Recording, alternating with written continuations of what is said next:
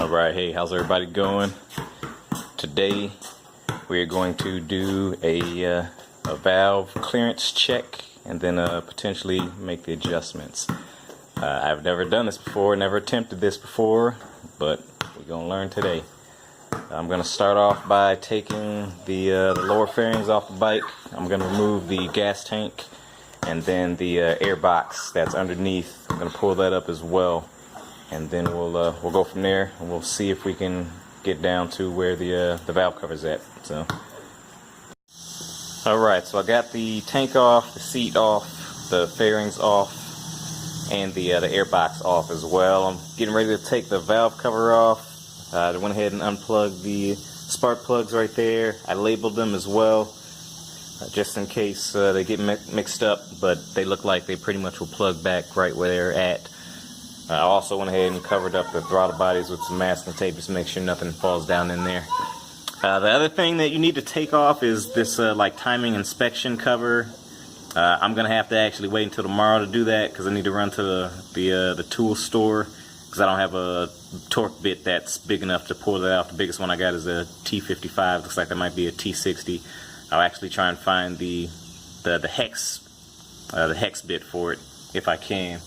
So we'll just see what the tool parts store has for us. But I'll wake up tomorrow, get the valve cover off, and then we'll go ahead and see if we can figure out how to do the clearance, the check for the clearance, and then adjust it if needed. So see you tomorrow. Alright, finally got the valve cover off.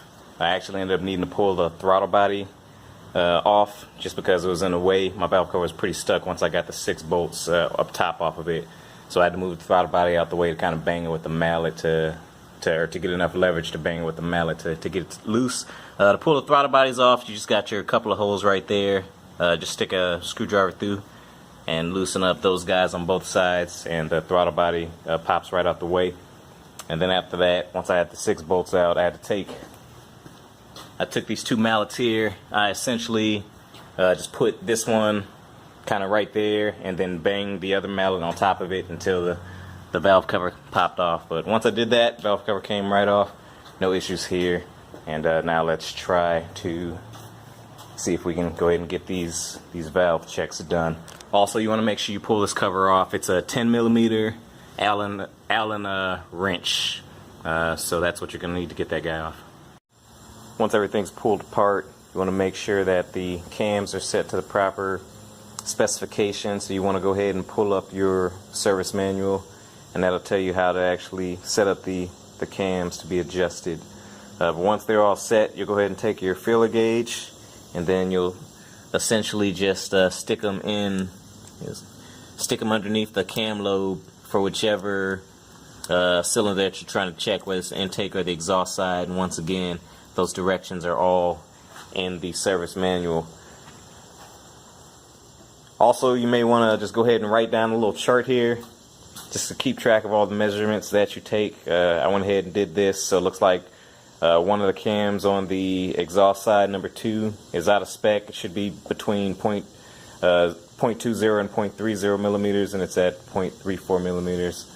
So at this point, I'm trying to decide if I want to go through the trouble of pulling the cams to adjust the shims. It's only one that's out of spec. There's a bunch of them that are close, but like I said, I'm not sure if I want to go through all the trouble because from what I've been reading, it's a pain in the behind to actually pull this thing apart to replace the shim. So I don't know. I'll let you guys know what I decide. Alright, bike's been sitting for about a week.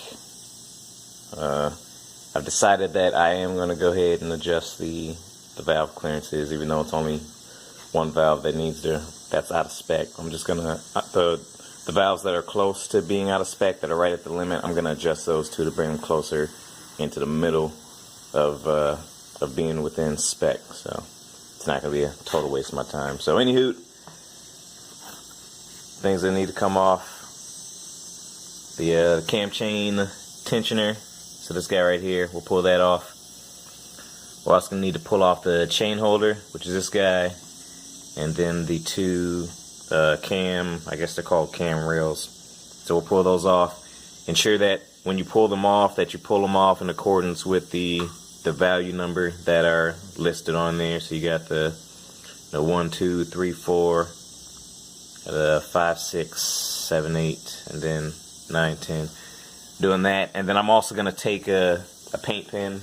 I've seen this done on other websites and YouTube channels to go ahead and just mark each one of the rollers that mark the position of where the actual cam's sprockets are, and also ensure that your engine's in top dead center before you start to pull things apart. So I'm actually going to do that right now, and I will let you know the progress here.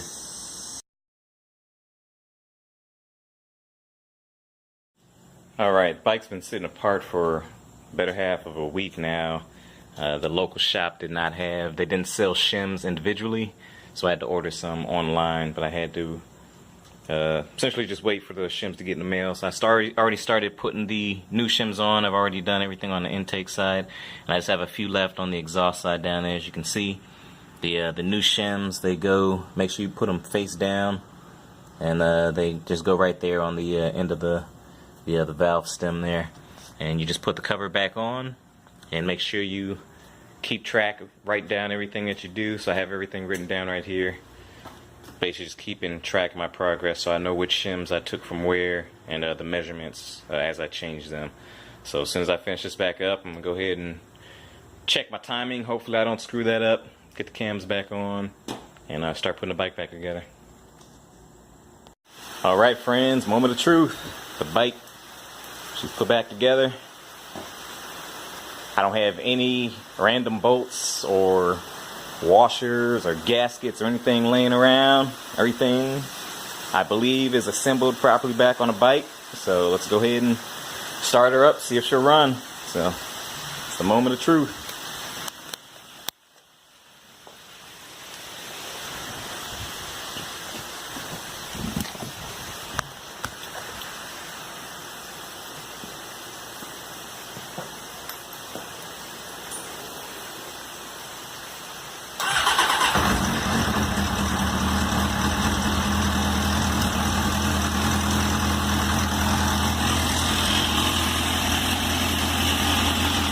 Well, it's running, and it hasn't exploded. I'm gonna just let her idle there for a little bit, and we'll come back in a few minutes and see if I did in fact make the bike better or if I just made it worse. Alright, the bike's been idling for about 5 minutes now. It's nice and warm. It's about 150 degrees indicated. 158 is what it's indicating there. And I ran it through the gears. Revved it up pretty high, dang near close to the red line, and she sounds pretty good, and I don't see any leaks or anything like that popping up here. So that stuff on the floor, that's from earlier when I first pulled it apart. So I think she's good.